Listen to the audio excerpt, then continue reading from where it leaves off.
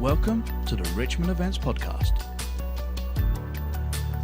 where we take you inside the UK's most exclusive business forums. You'll get to meet the delegates, suppliers and speakers shaping their industries. Richmond Events, this is where business gets done. Hello and welcome to the Logistics and Supply Chain Forum here at Richmond Events. I'm joined by Graeme. Graeme, welcome. Thank you. Tell us, Graeme, what business you're with, your role, and what's brought you to Richmond Events today. Yeah, sure. So it's Graeme Yardley. So I'm with Shell. I'm an enterprise category manager for purchase chemicals. So basically what that means is I buy all of the chemicals that we use globally for the business. Why am I here? I came last year. So it was great to be invited again to come this year. I found last year that the conversations that I had were really broad and insightful, and it was a great way to kind of get back up to date with some emerging trends. So that was what I was hopeful to get again this year. Incredible. So you say about emerging trends. What are you seeing from last year to this year then? I think there's obviously a lot of stuff going on globally in the world. You know, the Middle East conflict is something that's very current for us. So I think there's been a big shift in the whole conversation around resilience. But also you can't get away from the whole AI buzzword. I mean, that's been a big topic of the event. I mean, two massive things we've heard a lot about today at the event. How do they impact the chain supply? Well, I think if you take resilience, in the industry that I work in, we are susceptible to shocks, and I think the amplitude of those shocks is just getting larger. So, when we're looking at what suppliers we're dealing with, the routings we're choosing, and then even to what software platforms do we rely on, it's all interconnected. So I think from a resilience point of view, our ability to be more in time with information and have that real-time information is critical, which is kind of the segue to the AI piece, actually. And have you found that the conversations that you're having here today also revolve around those two things, the resilience and the AI side of things? Yeah, I to a degree. I think obviously everybody comes in with their own kind of their perspectives and their own problems. There's an awful lot of logisticians here. I suppose I'm in a minority, being more procurement category facing, but I think that intersection's quite interesting. So I think the answer is, yes, they do, but with some subtle perspective differences. What's the importance of bringing the supply chain industry leaders all together for a day like today?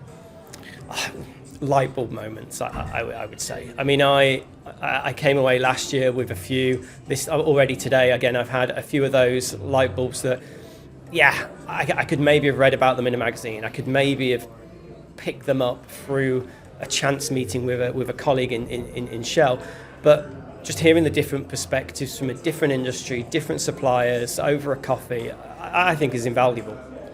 Does it impact differently? Like you say, from reading it, do you absorb it differently and sort of go, okay, like you could take it in when you read it, but when you hear it and have a conversation around it thereafter, does it make... I think you could challenge it a bit more as well. I think, being devil's advocate, magazine articles can be great, but they are sometimes a marketing written article, whereas I think when you talk, sitting with somebody, seeing the whites of their eyes and really questioning, okay, did that really work, or were there implementation problems, I think you get the more genuine answer out of people. So networking's been a key thing today. Have you also managed to get to some of the speakers and actually have some supplier discussions as well? Yeah, you had a few supplier sessions which have been great. One in particular, it allowed me to, I think and hope, come up with a bit of a solution to a problem we were having in one of the projects we're running. So yeah, I think some of the, whether or not those supplier interactions actually turn into a connect, who knows? But it certainly answered a few kind of question and gap problems that we were having. So that problem that you say about, do you feel like that conversation or that resolution would have come around as easy as it was than you being matched up with them today? No, I don't think so. I mean, I think there's companies here that I were simply not on my radar for for one reason or another. I mean, I think we're all guilty in our industries of talking to the usual suspects, having our preferred partners, and this is great because it's all walks of life, all industries, and there are people that I simply just didn't have on my radar at the time. I love that. That's amazing. And what about moving forward in the future of supply chain? What innovative things are you seeing and hearing from today's discussions? So I think digital twins was a big one. So really, and interestingly, digital twins from an upstream value chain point of view, but also a downstream fulfilment point of view. I think that whole topic is a bit of a, well, because of the resilience issues at the moment in the kind of the geopolitical environment, I think it's a really big topic. So that one I think was really clear. I would say the second one is the people agenda came out really nicely. In a number of sessions, there was just a lot of reference to care for people, particularly in the AI conversation again, we were saying about what about those people who feel left behind or feel like it's going to threaten their jobs. So for me, it was really pleasantly surprising to hear about the people agenda. I love this. And from a perspective of sort of moving forward, what would you say is a piece of advice to people thinking of coming to the Richmond event and attending? How would you describe it for them to think about? I would say, I think many of us have been guilty sometimes of, it's another conference, it's another thing to turn up.